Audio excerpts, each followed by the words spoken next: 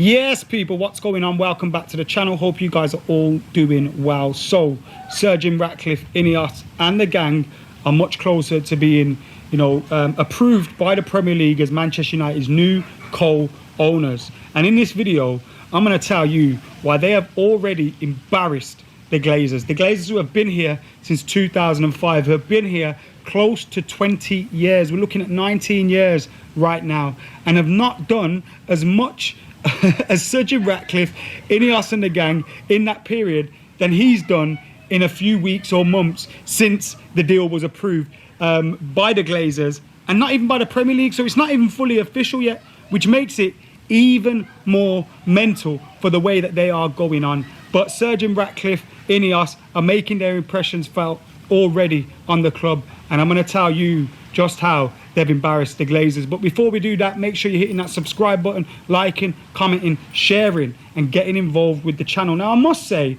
although I'm going to spread a little bit of positivity in this video, they are just doing the bare basics that any owner should do.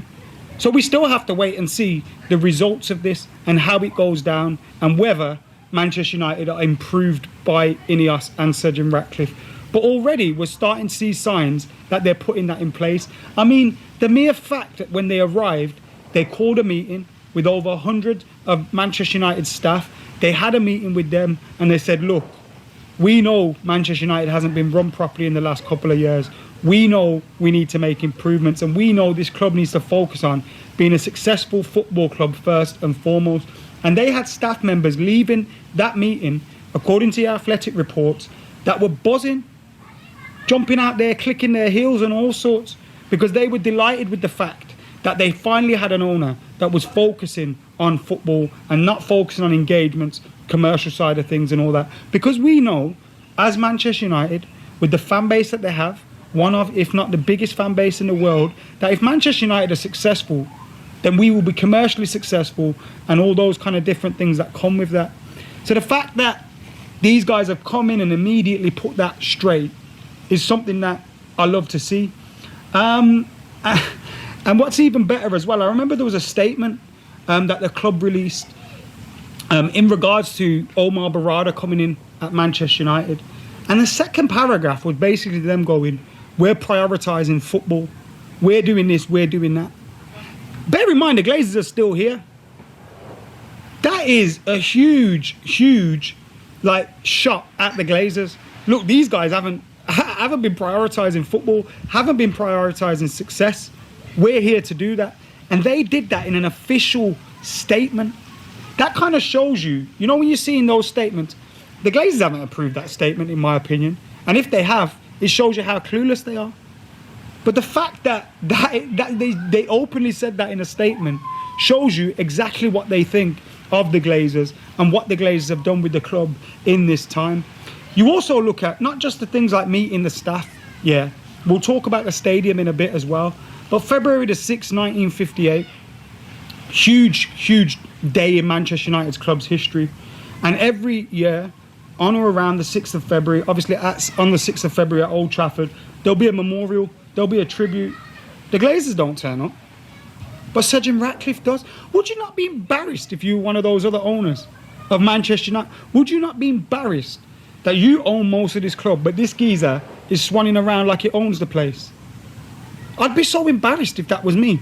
But they don't give two shiny shits. You know why? Because they know if he comes in and makes this club more successful, it's only going to make them even more money. And that's literally all they care about. They don't care how they're perceived by fans. They don't care about anything else but their bottom line and how much money they're making off this club. And a few people have said to me, Adam, why are you complaining about things like turning up to the memorials and stuff? If they did that, they'd only get hatred. But listen, hatred is there because of your actions when dealing with the club. If you had communicated with the fans, not lied to the fans and fan groups like Must and everything over the years, if you had, made it seem like you cared about the football club, you were good custodians about the football club, Manchester United fans might have eased up a little bit off you. Do you know what I mean? But you don't even seem arsed. You don't even seem care. You don't even seem to care.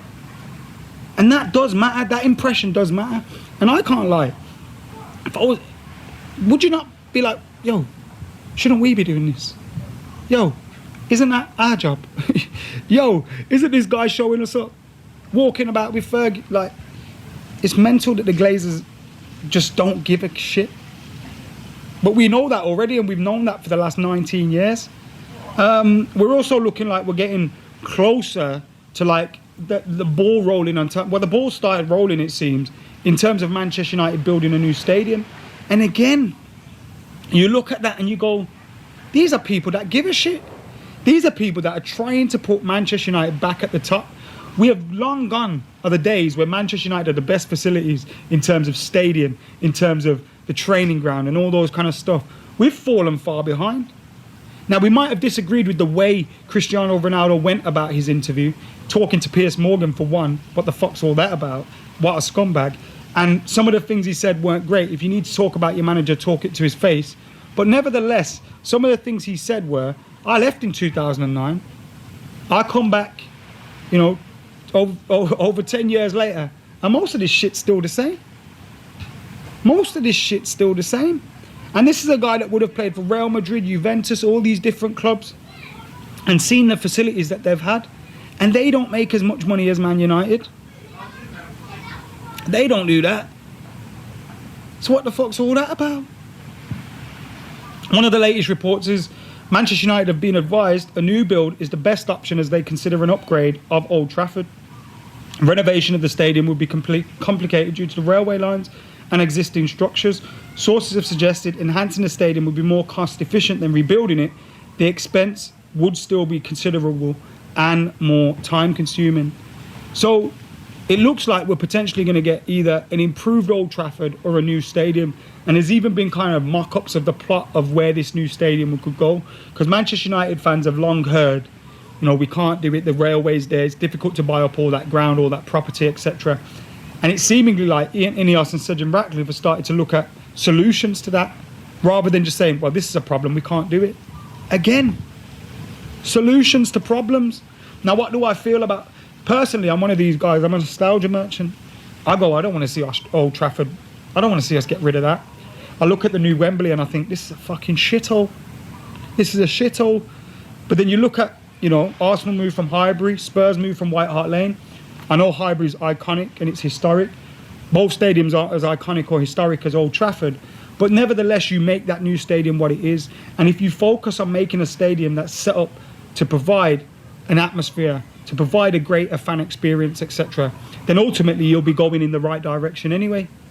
So I'm a bit torn on it. Do I want a revamped and renewed Old Trafford, or do I want a brand new one? I'm not sure. But it's great to see owners that care and that are ready to come in and discuss with fans and debate that with fans and hopefully get the ball rolling on a new deal, on a new stadium. But look, that's where we're at. And if I was one of the Glazers, I'd be fucking embarrassed. Proper embarrassed. I mean, they won't be, because they don't care.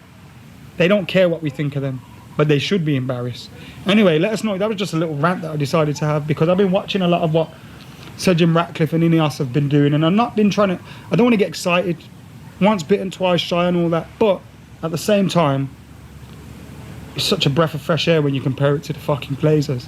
Anyway, get your thoughts in the comments below. Make sure you like and comment and share and subscribing. I'll be back very, very soon. See you in a bit.